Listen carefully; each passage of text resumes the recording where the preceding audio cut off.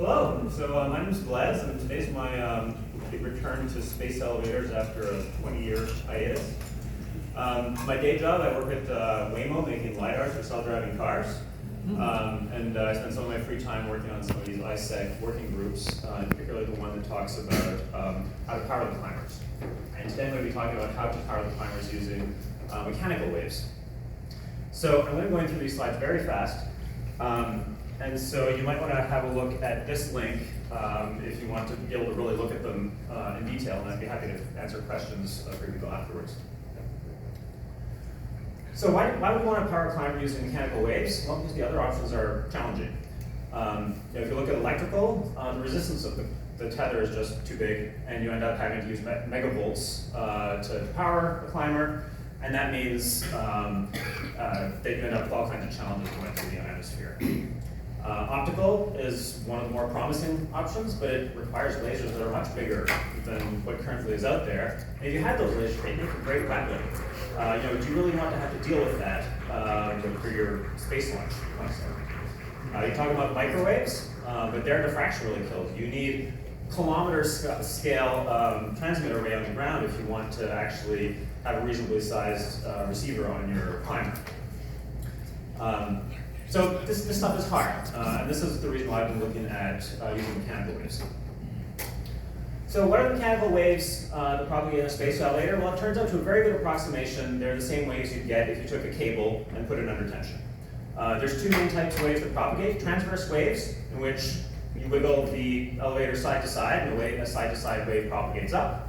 And you've got longitudinal waves, in which you pull the elevator up and down, and waves will propagate up. These go at 6 kilometers per hour for the transverse wave, kilometers per second for the transverse waves, and 21 kilometers per second for the longitudinal waves.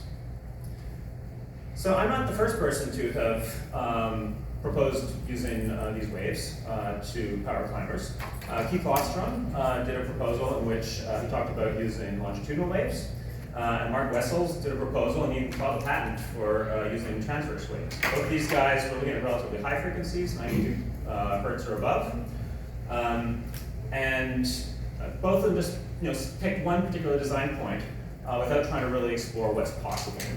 There's lots of good ideas in these documents, and I highly recommend looking at them. Now what I want to look at is try to understand more broadly, like what really are the limits of the amount of power we can get up using mechanical waves.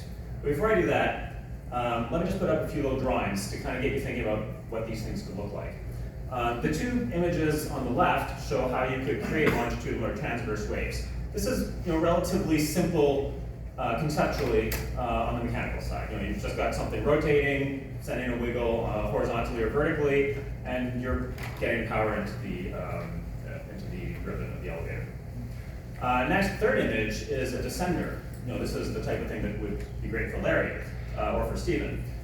In this case, what you do is you have a climber, it lets go of the tether for a few seconds, builds up some speed, then it grabs onto the tether. And when it grabs onto the tether, it will get slowed.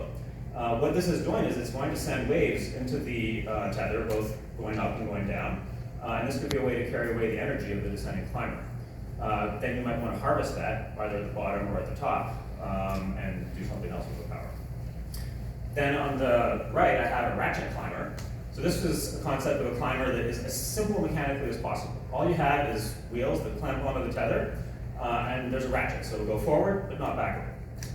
When you pull the ribbon down, the momentum of the climber prevents it from immediately following, and so the climber goes up relative to the ribbon. When the ribbon goes up, the climber gets carried up along with it. You repeat this enough times, and you end up getting your payload into orbit. Right, that's really all I'm going to talk about in terms of how exactly you make this happen. The rest of the talk is going to be about how much power I can get out. So the most important concept to understand for understanding powering a climber using waves is mechanical impedance.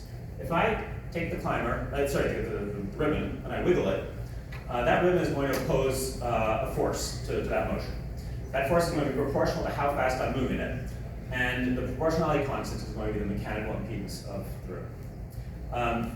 Now, the mechanical impedance is pretty low, and this is going to cause some problems because it means I'm going to have to wiggle fast. The power that goes into the elevator can be computed just by multiplying the velocity at which I'm moving the base of the ribbon by the force that the cable is opposing to that motion. And using the impedance, I can now find two relations, either this one or this one, that tell you the power you're setting up just based on force or just based off of velocity. Now, if I look at the force equation, I can use that to see how much I can wiggle the ribbon before I overstress my elevator and cause it to break. And so in the case of longitudinal waves, I get a very nice 42 megawatts per square millimeter. To get an order of magnitude, if I get low single-digit megawatts per square millimeter, I'm happy.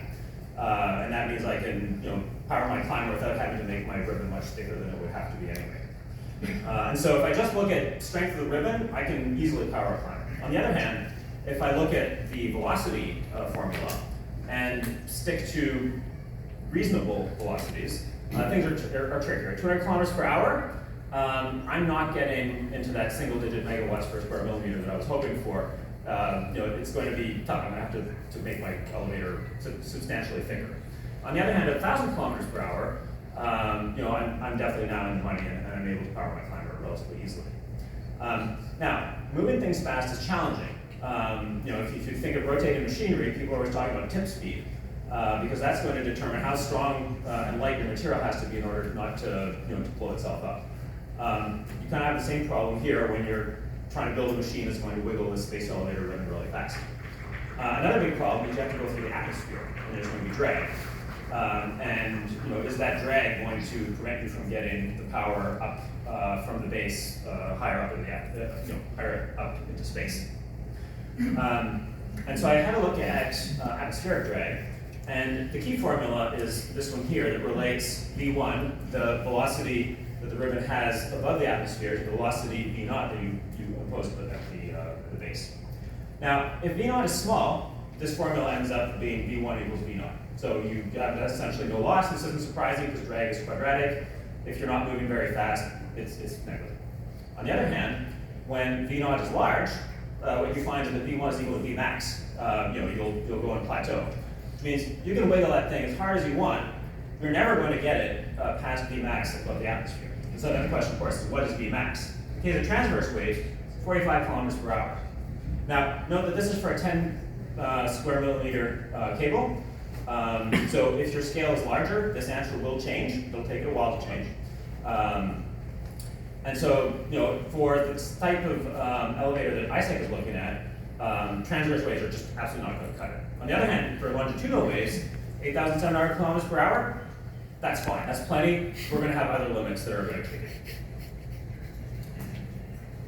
So, I still don't like this 1,000 kilometers per hour. This is almost the speed of sound. It's going fast. This is going to be a challenge point. So I've been thinking about how to reduce that speed.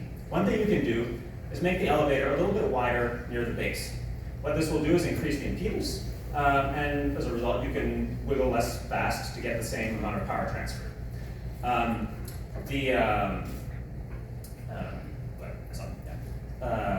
The problem with that is that the impedance goes with the square root of the area, which means that you're going to have to thicken your elevator quite a bit at the base in order to get enough power up, and you're paying a lot of mass in order to make that happen.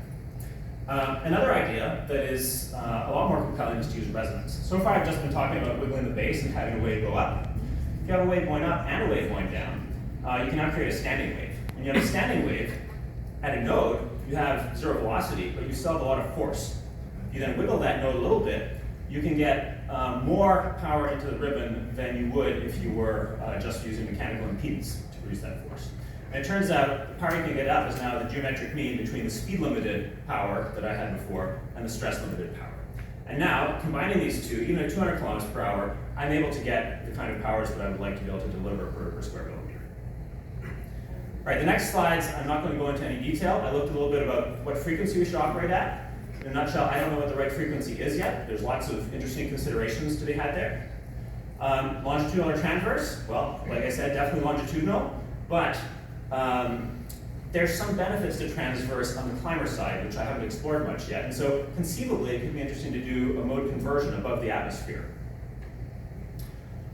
Here I have a slide that compares various forms of transport. you're welcome to look at the slide in more detail afterwards. And I'll just move on to a conclusion. So it seems like we really can, using longitudinal waves, get enough power up using mechanical waves to power the climber. Transverse waves, definitely not going to happen. Now the big question is, once you get that power to the climber, how do you convert that into the climber moving up the elevator? And this is the big thing that I now need to look at. And the answer to that question is really going to determine whether this is a viable option for powering a space elevator. But I think the key point here is really, it's very easy, in relative terms, to get power from the anchor up to the climber. And then, can we actually do something with it up there? All right, let's stop there.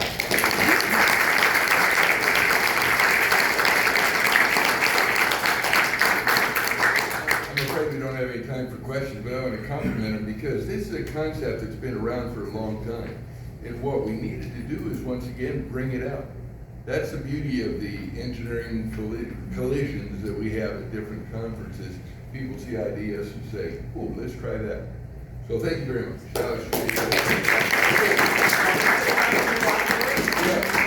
You step aside, the link to the slides is right here. Right, and we're going to have all the slides on our website, and you guys can call and work with people on the things later on. So that's great.